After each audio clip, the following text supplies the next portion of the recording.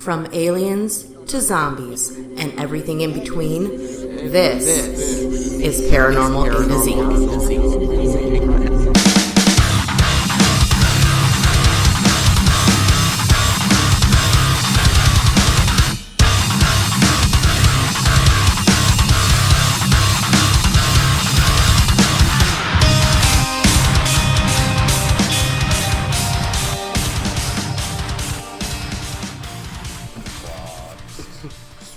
Putting them all together, putting them all in order. Oh, my stupid notes. Stupid notes. Who wants to be prepared? No one actually needs preparation for these things. I do. Well, that's the thing, is that you don't know that I actually already started recording us. Oh, well, I do need preparation. Welcome, everybody, back to another episode of the podcast. Star Children, Invaders of Galaxies. Oh. I think we have, galactic conquerors listening? I mean, maybe. Don't you think that just existing within it, within the universe, just having to live, you have to conquer things on, a daily basis? You do. We've established ourselves as the top of the food chain on this particular planet. Not on others. No. And other people are trying to establish themselves as the top of the food chain on other worlds. Mm. Maybe not their own.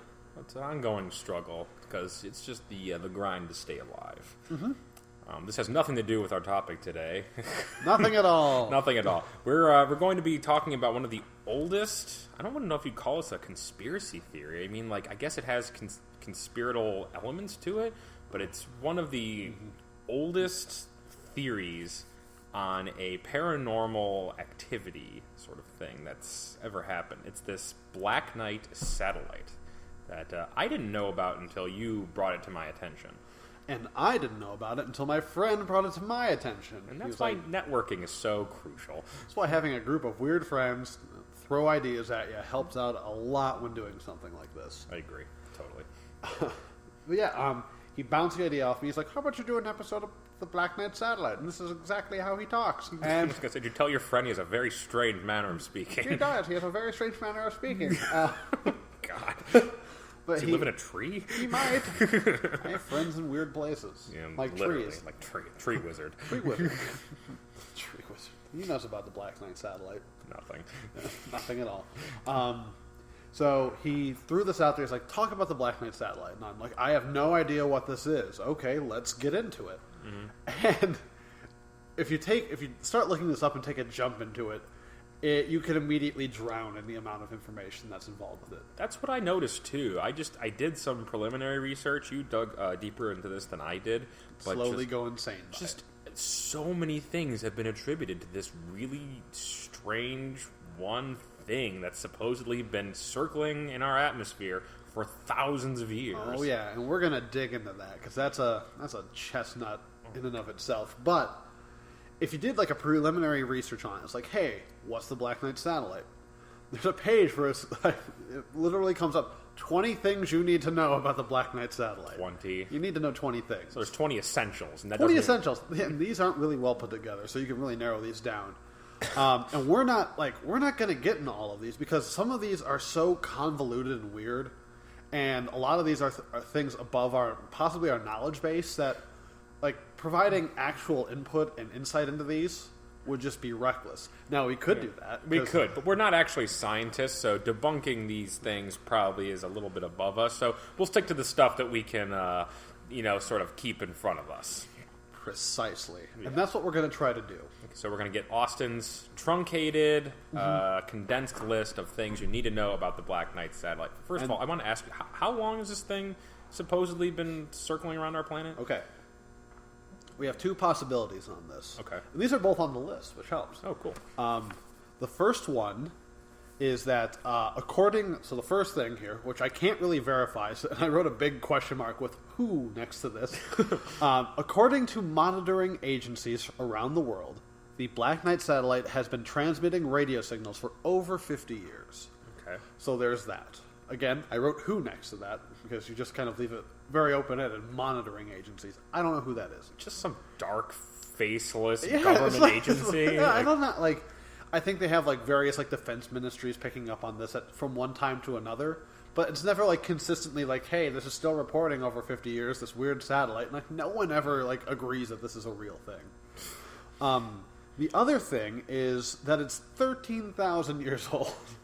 So it's ancient. It's ancient. It's an ancient satellite. And ties into the ancient alien theories and other things like that. And we're gonna jump into that at some point because it's really interesting. Because the ancient aliens guy must have something to say about this. That his giant hair has a theory about everything. Right. Well, I don't even know what his theories are. The only thing I know about him is that hair. I think my cousin looked him up one time, and apparently he has a degree in sports science from Utica. And now he's on television talking about aliens. Yes, he has his own show. See, this is what we were talking about when we first began this podcast, is that when you dive into this paranormal stuff, literally anyone can be an expert. Like us. Like us. We are experts, just as much as that guy is. Sports science... I studied English, you studied anthropology. And history. And you know what? We're all experts. We're all experts. We're on the same playing field. So. Because, again, no one has ever proved or disproved any of this. Right. And that's a common theme amongst almost everything we'll be discussing on this show. Yeah.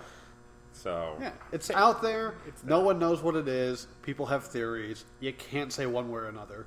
We can give strong opinions one way or another. We're going to speculate out loud. Oh, yes. That's what we're out doing. loud. Very loudly speculating. So let's jump into this. And the first part we want to get into, I'm going to try to keep this chronologically because this jumps around a lot. Sure. It's very messy. So bear with me because I'm going to do my best. It's a long time frame to cover, too. 13,000. The first reported contact with this is in 1899, and it ties in Nikola Tesla. Nice. Because why not? Because Nikola Tesla's awesome. He's tied into everything. I mean, like anything that's, related to electricity, I mean, why wouldn't you try to tie in Nikola Tesla?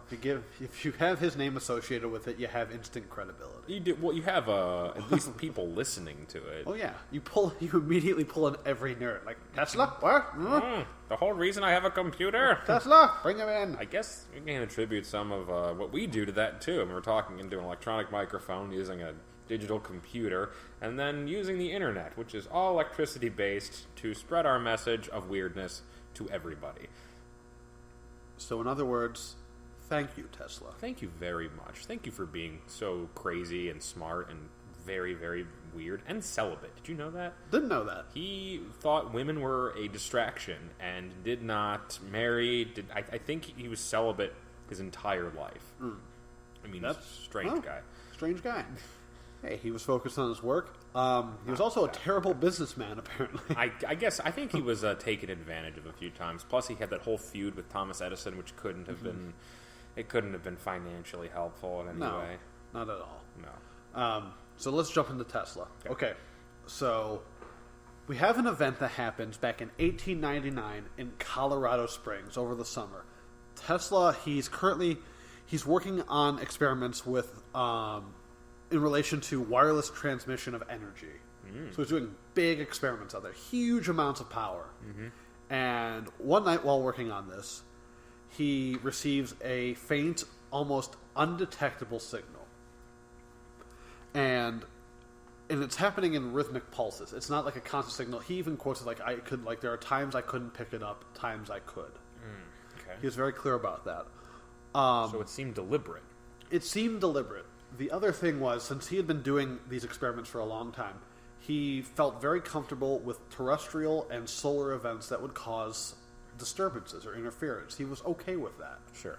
He immediately, he felt that this wasn't one of those causes. So he's like, I don't know what that is. It's not, I don't think it's something worldly or from, any, sun interference that is causing anything with this. But with his limit, with science where it was in 1899, he had to jump somewhere. He's like, I'm getting signals. What could it be?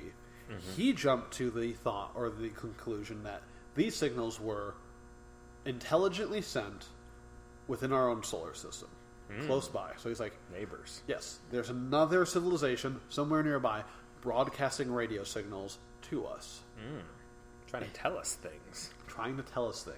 We don't know how to decode it. He said that to papers. He said this to people, and they kind of dismissed him Because being kind of like, no one supported this series. Like, he got these signals, no one really jumped to his defense. Right, he wasn't really revered the way back then as he is today. Like, it's only, like, years and years later we've realized the contributions that he brought forward. Mm-hmm. And I think even at the time, like, people knew that he was brilliant, but kind of crazy. I mean, J.P. Morgan gave him a lot of money.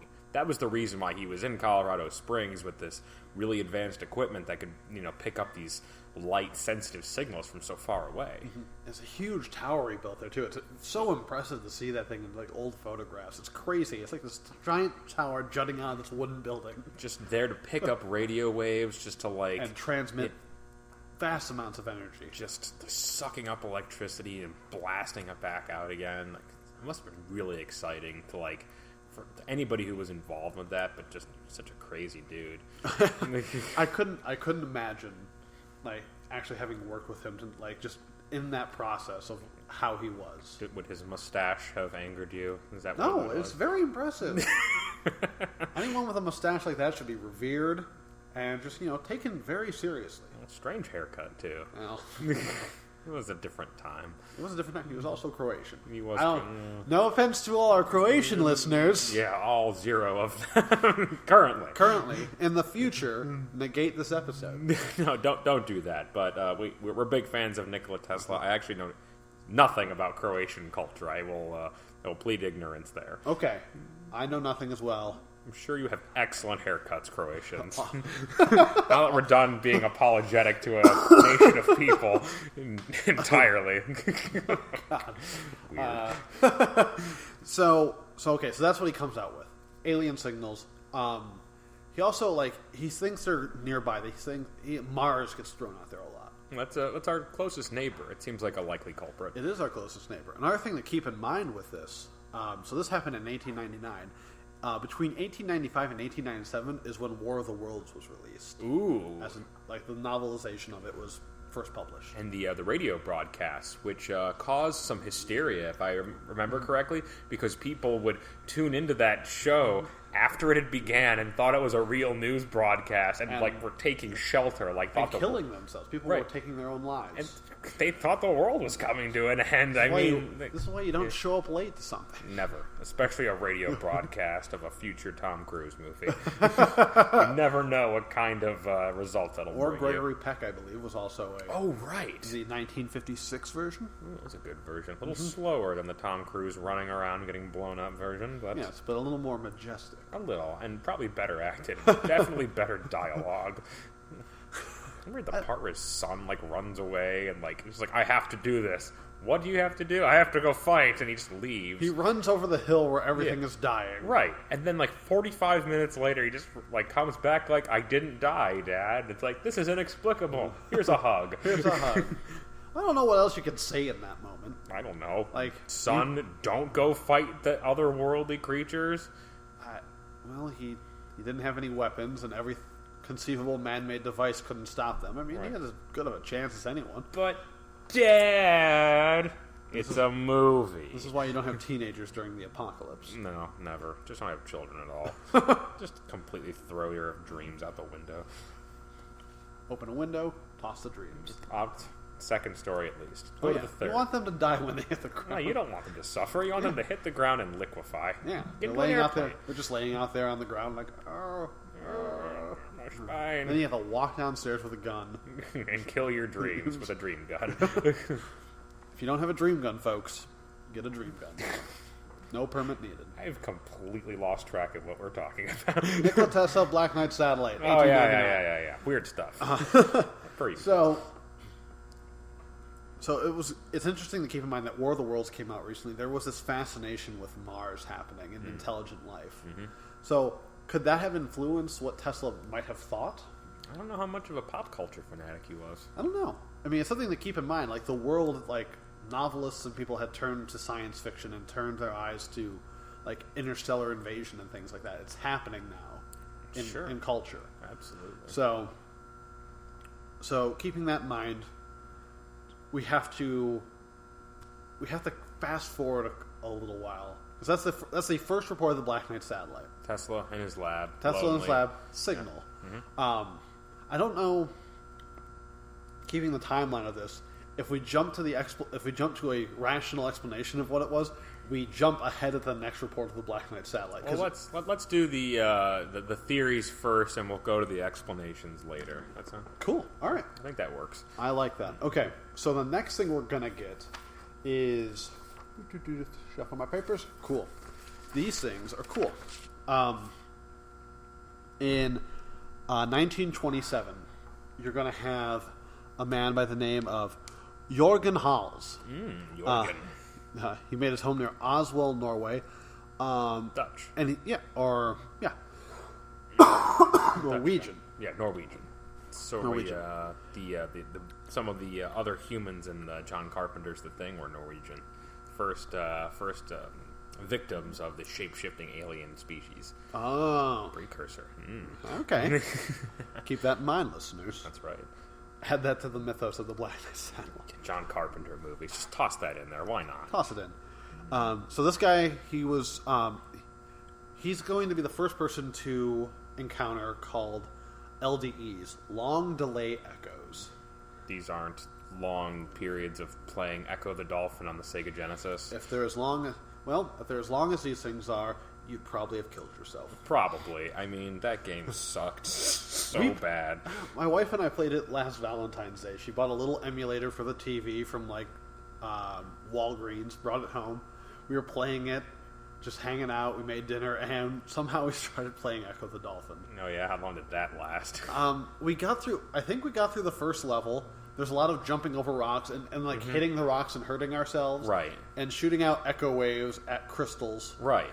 And then we got to a point where it was so annoying. It was like the currents of the water were rushing at you, and you had to get through them, and you could never get through them. And no matter how many times you boosted, it did nothing. And then you just you hit yourself on a piece of coral, and then you died. Remember the cryptic messages it would give you too, like those, like that watery background with just like the weird, like almost like poetic things that would be written on there, like "Don't lose faith in yourself. You're a dolphin." I mean, I've lost faith in humanity. Someone sat down for months and months and months and programmed a game where you're a fucking dolphin swimming through the water. Games are meant to be escapism. You play a game. If you're a first-person shooter fan, you're having a power fantasy. If you're playing a third-person adventure game, you're on a role-playing adventure where you're exploring a new world, collecting items, and bettering yourself as a being to better kill everything that's around you. In Echo the Dolphin, you swim through the water, get frustrated, and wonder why. And that's pretty much it. That's the only question you can ask yourself is why? Why am I playing this horrible dolphin with terrible music? That music sucked ass. Oh, there's nothing redeeming about Echo the Dolphin. No, nothing. I had to go on a rant about it. Why did I even think of that? Because Echo the Dolphin needs to be ranted about. It needs to be a long distance away from me. Long distance echoes is the desired distance from me. Echo the Dolphin must be. With that, back to the Dutch man. Oh man, that is amazing. So we get back to this. So at the end, I'm just reading off here some of the stuff because this is really cool. Okay. At the end of the summer of 1927, I repeatedly heard signals from the Dutch shortwave transmitting station PCJJ in Eindhoven. At the same time as I heard these, I also heard echoes. I heard the usual echo which goes around the Earth with an interval about 1/7 of a second, as well as a weaker echo about 3 seconds after the principal echo had gone. When the principal signal was especially strong, I suppose the amplitude for the last echo 3 seconds later lay between 1/10 and 1/20 of the principal signal in strength. From where this echo comes, I cannot say for the present. I can only confirm that I really heard it. And then physicist, oh man, I'm going to butcher this and I apologize. Balthasar van der Pol. Oh boy. Balthasar van der Pol helped Hals and Stormer investigate the echoes, but due to the sporadic nature of the echo events and the variations in time delay, they did not find a suitable explanation.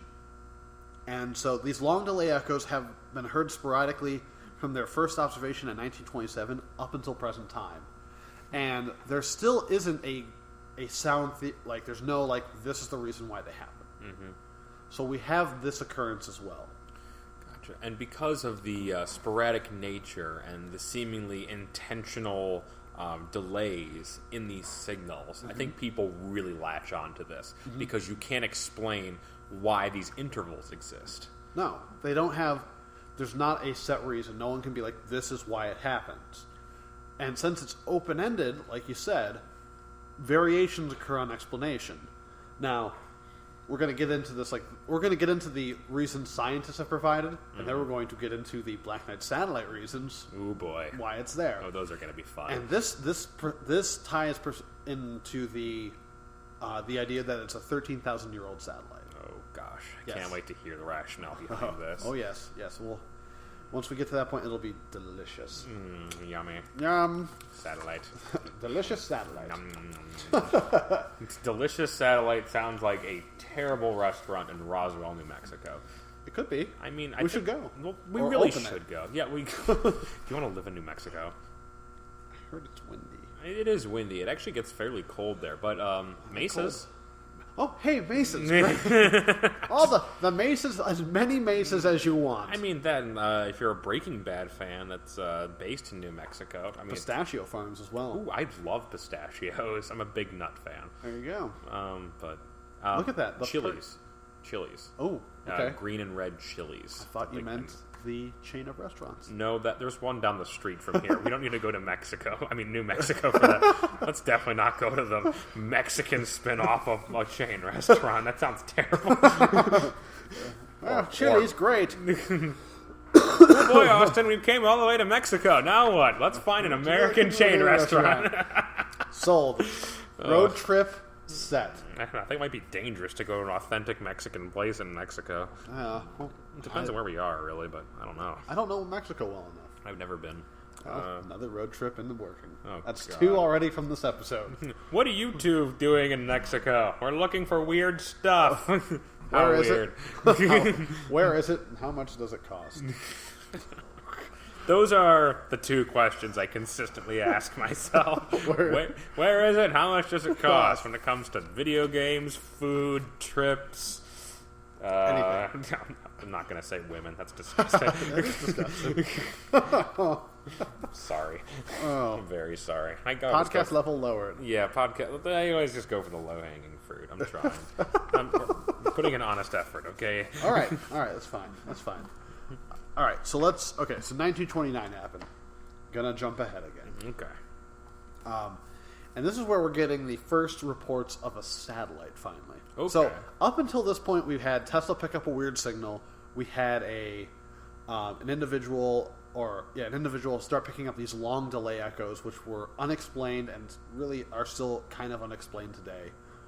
And eventually we get the pair of articles that came out back in I believe it was 1954. So we're going ahead more than 20 years. Yeah. There's a lot of up until like the 50s or so, maybe late 40s, 50s.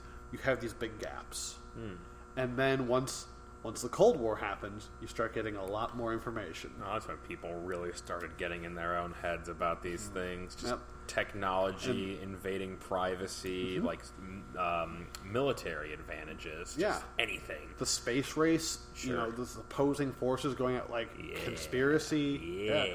This is where this is the breeding ground for this thing, and that's what this is why we're not touching a lot of the information. A lot of the information is about orbits, supposed spy satellites, supposed rocket tests, things that we don't have access to good information. Right, but people are finally getting this thing into their collective consciousness. It's on people's minds that these things could be real. It is. So suddenly everyone's throwing their hat into the ring and, ooh, this could be what it is. And it's probably this ancient satellite. And so here's our first appearance of this satellite. And it's not actually said to be the Black Knight satellite. It's simply in this article. And it's an article written, let's see. So here's what the artificial satellites are circling Earth, writer on saucer says. And the other headline is, 1 or 2 artificial satellites circling Earth, says expert. Now, our expert in this case is Donald E. Kehoe. He was an American Marine naval aviator who became a leader in the study of UFOs after he got out of the service. He became fascinated by them in the 50s when they started, when UFO sightings exploded and became a popularized thing. Sure. And he became on the forefront of that. It's like taking a leader in ufology. Ufology. Like finding today's equivalent of like the head of like ufology or like a big UFO website or group. Mr. Hare. Mr. Hare. The guy we were talking about before. I did not look him up. I still don't know his name. That's fine. Just refer to him as Mr. Hare. We will affectionately refer to him as Mr. Hare. Mr. Hare. It's like taking that guy, equivalent of 1950s. He's on that level. He's like a leader in this stuff. Gotcha. So what he says in this article, and there's a couple points, and the articles are nearly identical. They were posted, one was in San Francisco, one was in Kansas City or St. Louis. Okay. And so both of these come out, and pretty much what he says is that there are 2 artificial satellites that are orbiting the Earth, currently being orbited, like they're up there, and that the Air Force Secretary at the time, Secretary Talbot, personally has seen a large silvery disc-shaped object in the sky. So what he's claiming is that there are satellites circling the Earth, and that our Defense Secretary, or the Air Force Secretary, has seen a UFO before. That's a bold thing to come out and say. You'd think your credibility might be on the line a little bit saying something like that out loud. I know, and here's the thing, like, Talbot immediately, like, in this article, like, Talbot says, no, I've never seen a UFO. So the person you say has seen a UFO immediately says, no, I have not seen a UFO. You've completely taken me out of context. You've taken me out of context, something like that, or, he's covering his ass. However he's going about it. Kehoe has 0 people, like, backing him up. He's a saucer expert who has no one saying, yes, you are a saucer expert, this is believable. Like, he has no sources. Right. And nobody supporting these claims. What he's claiming is there's parts of the U.S. government and military that's actively looking for these satellites and things of that nature. Like, he's saying all that, but no one verifies it. Also, the fact that he is an author on UFOs. This is how he makes his living. He's really taken this strangeness thing and run with it. He did. This is his life after he got out of the military. Post-traumatic stress might have had something to do with this. I don't know. Apparently the books he wrote. I'm trying to remember what the actual titles were. It's books about. Yeah. Books about flying saucers. It was books about saucers, but not like it wasn't, they weren't fictional. He went out to people. He did like a case study. He went and interviewed people who had seen these things. And once again, when you're doing this, you're relying on witness testimony, which is recorded to be the worst possible way to gather information. It turns a short, dark-haired man into a tall, blonde woman with time and stress. That's exactly the point. And he builds his foundation on this. Right. And that's a problem. When you have secondhand information, no physical evidence of any kind, when it's all like sightings and things like that, it's really hard to be taken seriously. It's fascinating, too, because he's really trying. He is. He's trying so hard to get this to work. And when I say he was a UFO writer, I shouldn't have even said that, because I don't want to be taken like he was possibly hyping this up to help sell his books. Mm-hmm. It could have been a thing. I don't know. I didn't see the dates the books were published. I don't know how they coincide with this article was released. But he has no one backing him up on this, saying, you know what, Donald, you're onto something. Nobody.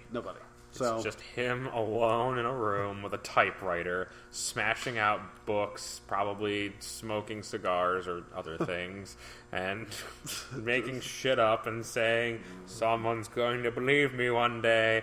Well, when my number comes in, I'll be on the forefront of this alien my thing. Ship's come in, everybody. Everyone, climb aboard. The UFO boat.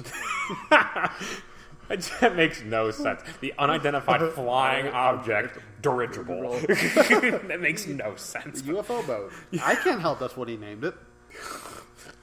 Actually sounds like fun. We should make a cruise. It's all like Roswell themed, like alien alcohol and like weird, like alien-esque food. It's just and, a party bus that drives back and forth through Roswell, which is really tiny a whole bunch of times. But it's also a boat. It's like shaped like a boat, and you have to take your seat port or starboard, and no one understands why. It's going to be the weirdest thing to do in New Mexico. We're going to make a fortune. So we've got restaurant and boat bus. Alien-themed boat bus. I think we have a solid business plan. Just let's book our tickets now. What do you mean you won't give us a loan? Why are you kicking us out of this bank? No bank. Bad bank. No! As we hit the pavement out front of the bank. They just don't understand. No, they never will. They don't see the vision. No. Sorry. It happens. It's all right. Yeah. We'll be fine, bank. Okay, It's okay. so do these articles now, past the one you've just read us, do we start getting more consistent sightings of the satellite? We do. And from various sources, some of these I can't validate. The two interesting ones, which is really cool, because these are like, this is like, they're taking it seriously. Like, someone's taking it seriously. Mm-hmm. There are, not one, there are two articles from Time Magazine. Time Magazine? Yes. Talk about this. We got two articles from Time Magazine. I'm leaning towards credible here. It's like Time Magazine's been around a while. Yeah. Since the beginning of time. From the very beginning. Time is like the birth of time. That's how this works. When the magazine finally came into being, the universe started. First there was the magazine. First there was the magazine. Then everything else. Some people forget that biblical passage. Not even the Bible. They just immediately credit this publication. Well, thanks, Time Magazine, for creating this. No, let's hear about, let's hear about this. I'm excited about this. Okay, so unfortunately, I'm not a subscriber to Time Magazine. Mm-hmm. So I only get snippets of the story, or else I have to pay a $40 membership fee all year. And then guess what? I'm not going to do that. No thanks. I'm a poor podcaster. Until you start paying me money. Yes, Time Magazine. Pay us some Time Magazine subscriptions. You can help us out a lot. It's like the keys to the universe. Thank you for listening, Time. Yes. Okay, so our first one here, this is going to happen in, actually, it's on my birthday back in 1960. Oh, happy birthday back then. Thank you. Pre-birth me was very, I mean, even like your parents must have been relatively young back then, too. Yeah, whatever. Yep. That's okay. So you kind of existed. I kind of existed in like some way. Abstract sense, but unimportant. Abstract. Right. You're not essential to this. Only that we're talking about it now. Only that I'm talking about this right now. Okay. So, what we had was, 3 weeks ago, headlines announced that the U.S. had detected a mysterious dark satellite wheeling overhead on a regular orbit. There was nervous speculation that it might be a surveillance satellite launched by the Russians, and it brought the uneasy sensation that the U.S. did not know what was going on over its own head. But last week, the Department of Defense proudly announced that the satellite had been identified. Really? It was a space derelict, the remains of an Air Force Discovery satellite that had gone astray. It's pretty much that, and that's where the article clicks off, and if I want to read more, ... I have to log in. But like what they're basically saying is that it's miscellaneous debris. It's miscellaneous debris, because again, you're getting into this area where it's it's a space race, things are being shot up into space.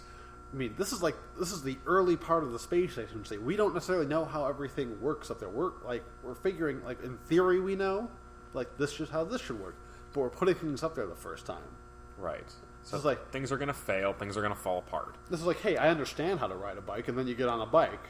And you have to actually fall and figure some shit out before it's successful. I get it. I sit on it, I pedal, I move forward. Well, no, there's other things. Yeah, and then you're talking about strange gravity and ozone layers and and difficult. So on the list here, so if I'm referencing this article because it's listed on the 20 things you need to know about the Black Knight satellite list. It was number 7. The Time Magazine wrote about the Black Knight satellite on the 7th of March, 1960. But even from if you're just doing a search of the Black Knight satellite, oh man, they wrote about it in Time Magazine. I read the caption of an article I couldn't fully read, and they pretty much said, hey, it was like miscellaneous debris. It was nothing. There's tons of crap flying around up there that's just abandoned equipment, things like that have just, since, just been left up there, and a lot of it like burns up in the atmosphere, the asthenosphere. It just kind of like just goes away eventually because it's out there. I don't understand if you're making this list, how you even like say like, hey, it was mentioned in Time magazine, but it was mentioned being debunked, and they didn't even call it the Black Knight satellite. It was like the weird dark satellite up in that we had detected. It was debunked. That's what they're saying. Now, people who really, really, really passionately believe in this will see like, of course the government covered it up. Then why even mention it in the magazine? I don't know. It's anytime anything is disproven or the government covers something up, or people will say the government is covering it up. Anytime. I feel like that's the go-to thing when someone tries to discredit this, or they find a reasonable answer. Like, really, you're going to believe the government's doing this? Is there like a government agency that specializes in keeping us stupid? And then let's say they were doing that. What is the point? Why can't we know about this thing that's up there? It's like, yeah, there's a thing up there. Who knows what it is? It's like it's an alien like thing that's laying dormant in our orbit, not really doing a whole lot. It's just like every once in a while going like, hey guys, what's up? And that's really it. And that's pretty much it. It's not like it's a threat. If it was, it would have done something by now. It's been thousands of years, according to these people. It's waiting for the perfect moment to Tomorrow, I attack. I mean it this time. I really do. I've been doing nothing for far too long. God, I'm bored. There's nothing up here. Time to disintegrate the planet. I know. I'll kidnap Suzette Kimball, acting chair of the U.S. Geological Reserve. Take that, Suzanne. That'll really piss off Barack Obama. And U.S. Geology. Take that. I think it's the U.S. Geological Survey, actually. I said reserve. I don't know why. Oh, well. Either way, take that. Survey. Take it! You take it! And then the satellite does nothing. Does nothing. So we have that. So they mention it in the article, and I found that in this list. And after I read that, I'm like, it feels like if you did a little bit of reading on it, it feels like the magazine saying, hey, they found out what it was.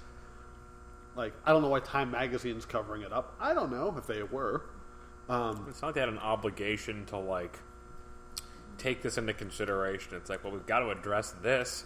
People are wondering about this satellite. We have to say something, or they'll tell us that we're covering it up. I don't know how they're working on this. It's very interesting. So, we're going to jump ahead. So that was 1960. Mm-hmm. Another jump. We're going to 1973. Oh, boy. Flower power time. Flower power time. So, this is... Now we're going to tie in this 13,000 year theory as well. This is all going to start tying together at this point. Sounds far out, man. Okay. So, I didn't know this one existed. I saw that, from this list, they said this was in Time Magazine. Well, it's in there twice. And they didn't list this date. I just happened to stumble across it. It's only 19 things, because the Time Magazine's a duplicate. Time Magazine's duplicate. I forgot to mention. I should have made that 21 things. Well, 19 things you need to know about the Black Knight satellite doesn't sound as cool. No, it doesn't. It's not as round of a number. So here's what... This was... this is from the Time Magazine edition. This is April 9th of 1973. Now, this first part I'm going to read was the caption I saw on a website called circa71.wordpress.com. So this is what caught my eye initially. Super legit. It's super legit. Circa 71. WordPress. WordPress. It's great. Pretty much a blog. Yes. But they quoted it from being from Time Magazine, which is what brought me to this. So this first part was what was on the Circa 71 site. So...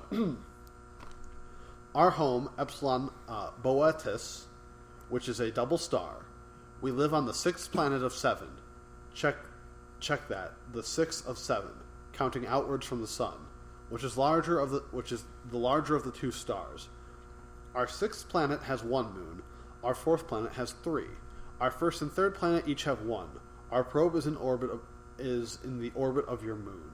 That was the quote that was on this site. And it was from Time Magazine. What? Yeah, and that's why I'm like, that's I mean, that's hard. Like that's like hard evidence. Like that's a thing. Yeah, that's very specific. That's too. super specific. And I'm like, wait a minute. I read there was one time article. What's this? What are you pulling? Yeah, really. Okay. So again, I don't have the full article, but it gave me enough to realize what was happening. Okay. The words sound as if they come from a Star Trek script. In fact, says a serious young Scottish science writer and part-time astronomer named Duncan A. Lunan, they may well be. It's a Star Trek script. Like it's like an idea. Like it's not a quotable thing. It's not a deciphered code or a deciphered script like the Time magazine's throwing out there. It's like a fluff part of of the piece to come talking about this. Oh God! See, and that's what they start doing. Reaching so far and hard. So you get this next thing that comes into the story. And just before we start delving into this is the setup for everything, and before we start delving into like why this is all wrong, here's a couple other things in the list that I couldn't verify and figure out. Like there's a whole bunch of shit in here which is about the Cold War and polar orbits and orbiting satellites and what could have been shot up when and how big it was, and we couldn't do that at that time. I don't know if any of that's true. I can't verify that. I mean, they had to have shot a lot of like experimental like craft up there, like just to see what worked and what didn't because of all the government funding. Yeah. They had a lot of money thrown into this between the Cold War and the space race. You had a lot of funding and a lot of people working in conjunction to get things into space, into our own orbit. So yeah, there's a lot of crap up there. It doesn't mean it's an ancient alien satellite that's gently whispering sweet nothings to us passively. You're a good Earth. You're good Earth. Your people are nice. Your trees are nice. Did you get them permed? Do you manicure them? They look so good. They look so nice. I want to touch them. Not in a creepy way. Where are you going? No, don't leave. Come back. Come back. I'm stuck in your orbit. It's going to be awkward for another 15,000 years. So there's all those like Cold War-esque things you can't prove. And then there are these two that stuck out because I'm like, hey, this should have evidence. The first one is in 1957, Dr. Luis Corrales of the Communications Ministry in Venezuela photographed it while taking pictures of Sputnik 2. Ooh. As it passed over Caracas. I have not been able to find a picture of that. I'm sure. It's been destroyed by the government. Or governments. Or, right. or the government, the world government. The shadowy one. I just want to point out that I did not know that there was a Sputnik 2. Sputnik 2. Very aware of Sputnik. Oh, yeah. Landmark achievement in human history. I did not know that they made a sequel. Sputnik 2, The Reckoning. Or The Quickening. The Quickening. Oh, God. Just made me think of Highlander. That'll be another show. Ugh, God, that was The a terrible Highlander sequel. show. Well, great first movie. Everything after that was total garbage. Well, sometimes you just can't hit a home run every time, Zach. I mean, they didn't even hit a ground ball to left. It was bad. The worst, I think, of all those things, besides the made-for-TV sci-fi movies, they made an Atari Jaguar game. They made a Highland. Oh my gosh, whew. It was impossible. There are a few reviews of it online. There's a guy named Noah Antwiler. He goes by the Spoony One.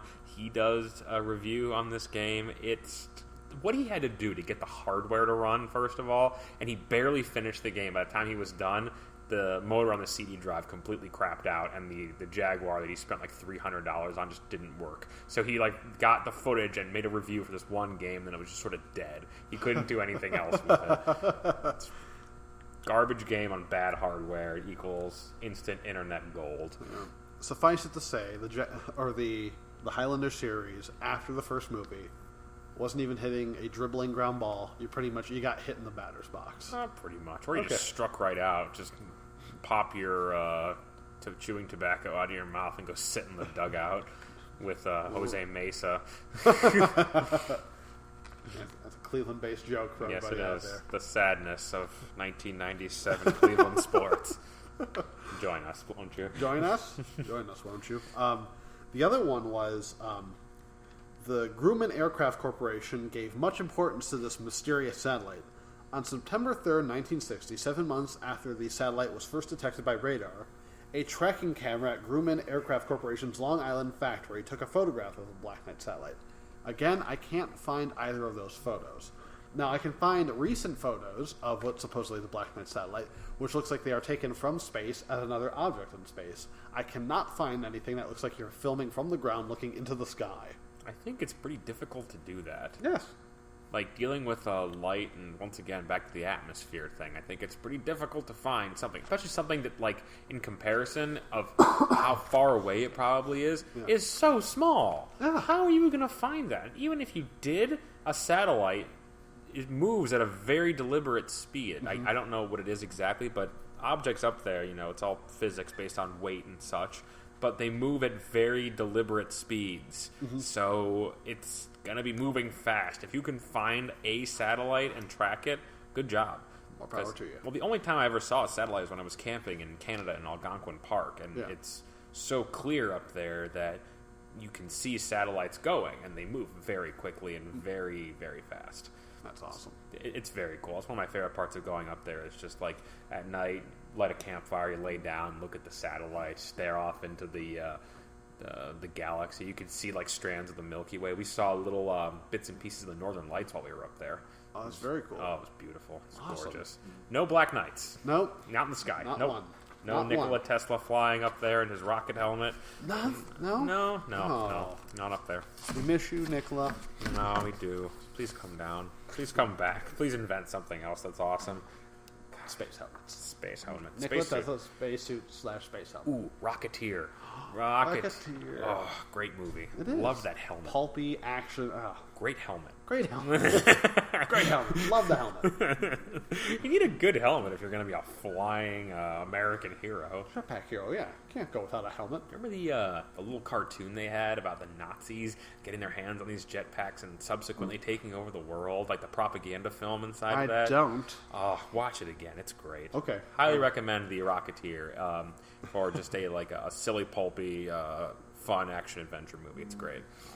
That's good. That's good. All right. Let's tear into this crap. Yeah, seriously, because I have issues with a lot I've of been this. piling up the crap, all this crap in a pile, and now we can tear it down. Yeah, this thing probably does not exist. No, I don't believe it exists. No, I really don't think so. Between the hearsay, the influences that you very eloquently put forward, the Cold War, the space race, the paranoia that goes along with this, and the mindset, it all alludes itself to grabbing any sort of theory and putting it to an unexplained thing. Yeah. Like humans in general, are very good at two things: grouping things together and locating patterns. And when these things, either the patterns don't make sense, or you start drawing comparisons that make patterns, or like a group of things that happen, and you can start attributing it to something, it starts becoming a theory, and a conspiracy theory in this case. So I think this is just a case of people having some unexplained occurrences, coming from an unknown place like space, having a pre-existing thing that's up there. Once again, being very vague, because there probably is some stuff up there that could be seen. There. There's debris. There's particular matter, I guess is what it's... I don't really know what the celestial term for it is, but there's just like crap from outer space. There just is. Space Just junk debris. just floating around up there. And it's going to cause some dark spots in your camera, and it's going to, lead itself to saying, well, you don't have an explanation, and you can't disprove the Black Knight satellite, so how do you know it's not? Yeah. And, I mean, if we think about it, too, so we don't know when the term Black Knight satellite came around. I can't find a solid thing like this is where it comes from. Because it was made by people. It was made by people. It was a culturally assigned thing. Yeah. And a lot of these events, like, no one claimed it was this, but people started associating these past events to this thing. So let's jump back to the first one we had. We had Tesla. He picks up the strange radio interference. Right. Thinks it's from another world. To his best ability, he, and what science knew at that time, was like, hey, it's not from the sun, it's not from the earth. It feels rhythmic, it feels deliberate, it has to be like another civilization trying to contact us. Well, what could it be, Austin? If it's not aliens, It and it's could be. not the satellite. It could be electromagnetic radiation given off by a number of space objects, but mostly pulsars. Pulsars. Pulsars, everybody. Boring. Not aliens.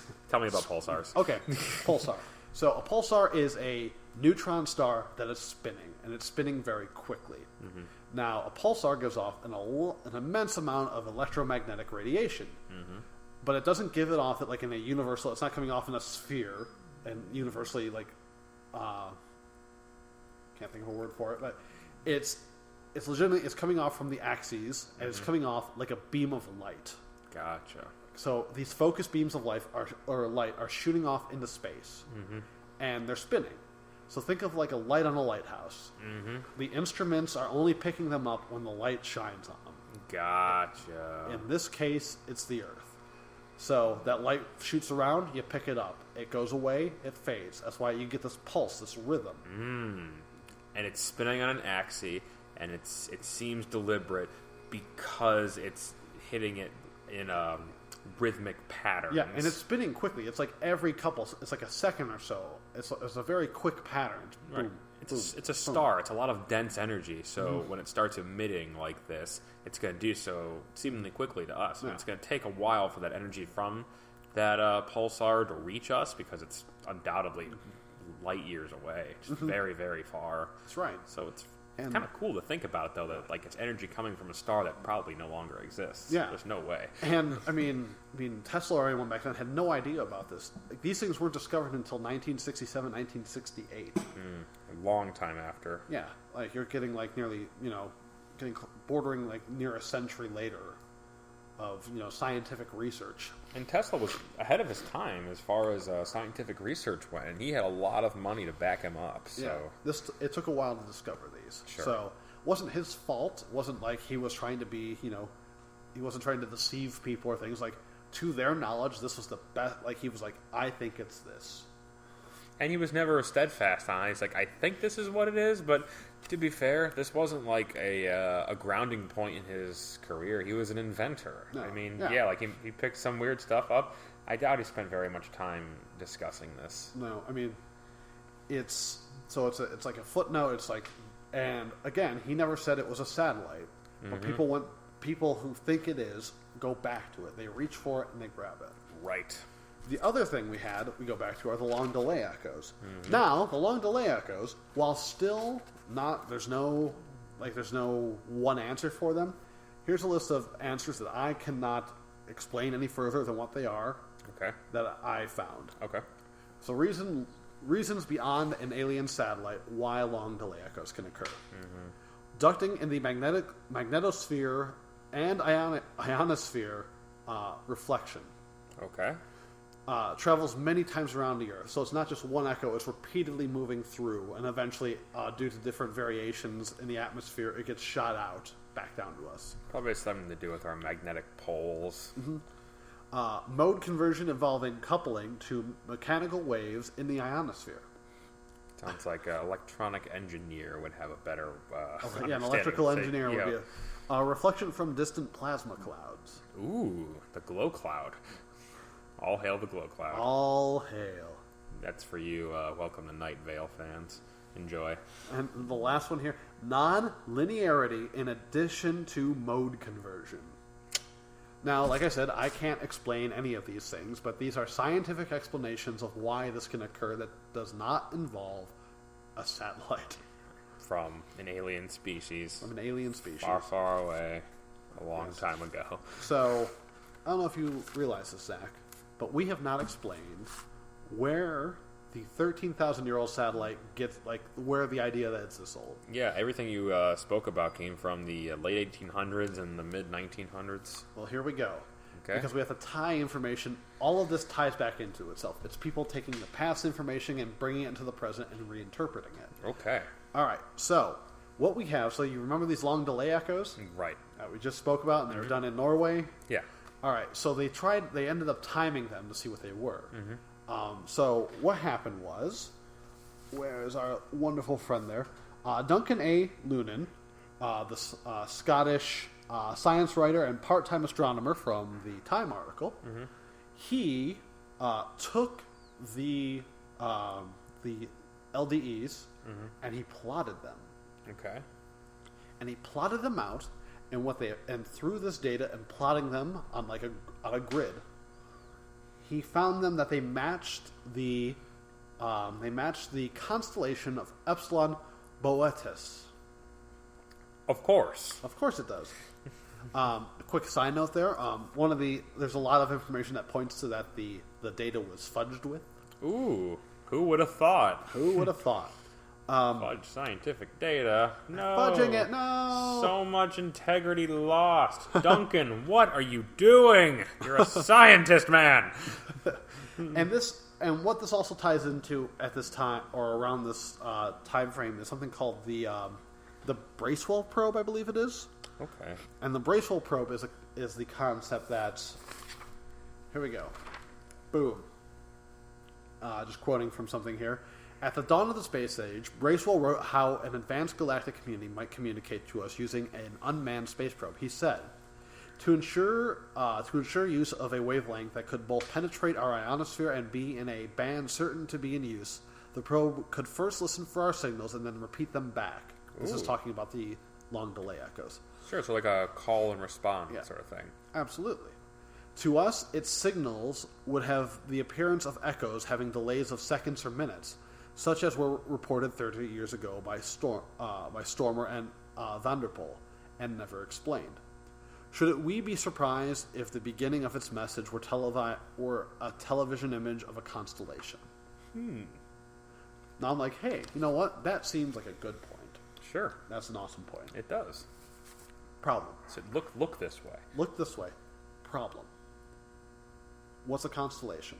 It is a arrangement of stars from the specific frame of reference of our planet outward. Exactly. So it makes absolutely no sense. They would have had to have been here, looked out, and then plotted that in the sky. Not only that, like, that itself is like, and I've read something where it's like, so it got here, and then it took that image, and then, like, made it so. Transmitted it back, and then once they got that info, shoot it back to us again. Like, it knew where it came from, it mapped that constellation out, and it figured all that out. That's a lot of math. That's a lot of math to do. Jeez. The other thing that's crazy about this, when you look at the Boötis constellation, like, a constellation is a star map. It's for reference in the sky. Sure. It's for knowing where... Mostly it is a communal or society construction. A constellation isn't like, it's always there and that's what it is. No, you drew the stars in a certain way to remember them and group them together and gave them a name. Right. The stars in this constellation in ancient times and from different parts of the world, like non-Western areas, they belong to different constellations. Right. So, It it seems easier, like, okay, so you have an ancient satellite up there. Mm-hmm. It's if it was here 13,000 years ago, there's no way we could have communicated with it. Right. There's no way it knew we would ever get to that point, which right. is silly already. But let's say we did. Why would you, as an advanced group of people, take a constellation which you didn't know would be figured out by people and used, and not just give us the star? If you can give us the information about an entire constellation, why not just say, hey, this is our star? At some point, we would have been able to figure that out. Right. Why make a map? Why use that map that is arbitrarily assigned by people? Right, because if you gave the actual star, you give the solar system, the grouping of planets, you're really narrowing it down. Yes, and here you're giving a constellation 13,000 years ago, which you didn't know might be used by people in the future. Seems far-fetched. It actually, you know what it sounds like? The plot to Prometheus, which I hated. I know you God, hated Prometheus. I hated that movie. Ugh, Christ. It was like this.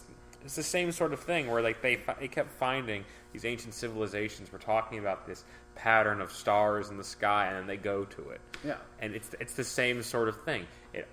There are just so many ways that this could go wrong, because think about all the space out there. All the space that you could get lost in. And then why give us the signal? If they're going to map out and look at our planet, I mean, this might be kind of selfish sounding, but they're probably not trying to communicate with us. They're probably trying to derive resources.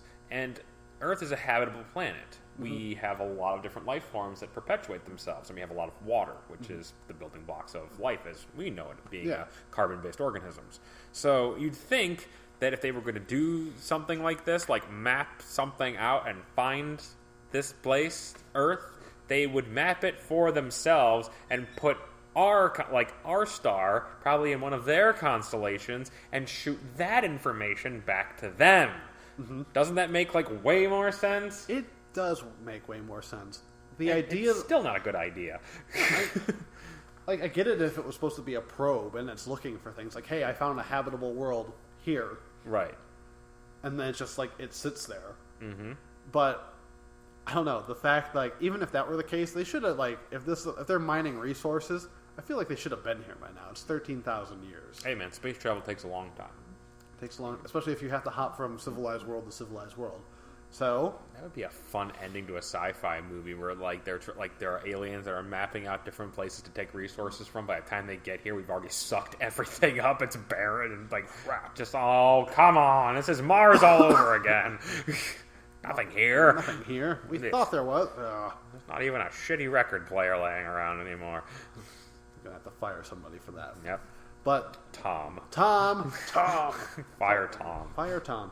That's all I got on the Black Knight satellite, and all I can say is a group of unknown non-confirmable stories stitched together with things that happened in the past and are misinterpreted and not thoroughly thought out or not researched well enough. You just fill in the gaps with a 13,000-year-old satellite and hope it sticks.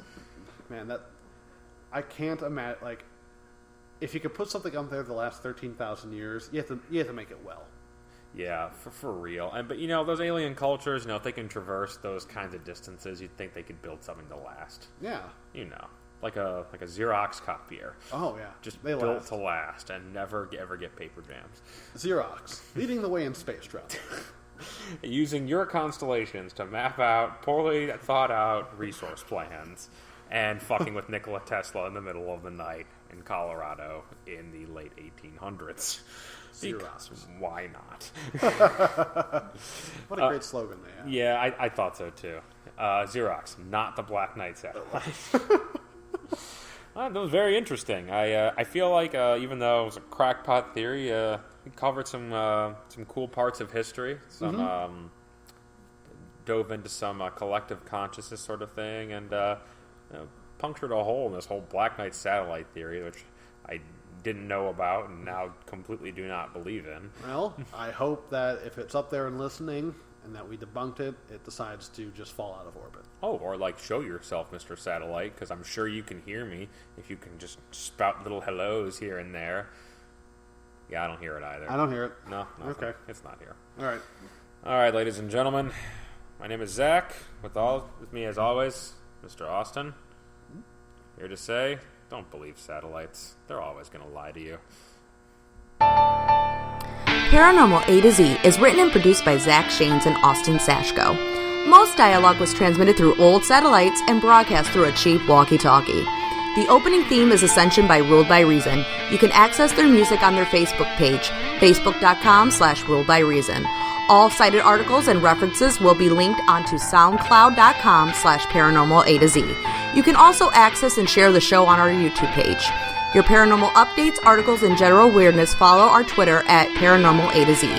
You know what makes this show possible and prevents our cheap garbage satellites from burning up in the atmosphere? You, the undisputed champion of the odd. Thank you for listening and supporting the strange. And remember, be as normal as paranormal allows.